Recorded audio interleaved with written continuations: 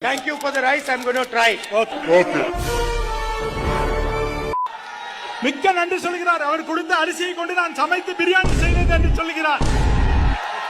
அரிசியை கொண்டு நான் சமைத்து பிரியாணி செய்வேன் என்று சொல்கிறார். பிரியாணி செய்வேன் என்று சொல்கிறார். Completely lacking confidence. முழுமையாக நம்பிக்கையோடு இருந்தார்கள். And the reason, brothers and sisters, is because he is controlled by the United States. காரணம் என்னென்றால் நாம் எல்லாம் ஒருங்கிணைந்த இந்தியாவாக பார்க்கிறோம். He signed a deal between India and the United States that sold our country out. அவர்கள் நினைக்கிறார்கள் இந்தியாவை விட்டு வெளியேற்ற வேண்டும் என்று. He handed out our energy security. நாம் வலிமையாக இருக்கிறோம். That is why he wants to put the AIDMK in power in Tamil Nadu. அதுதான் உண்மையான அதிகாரம்.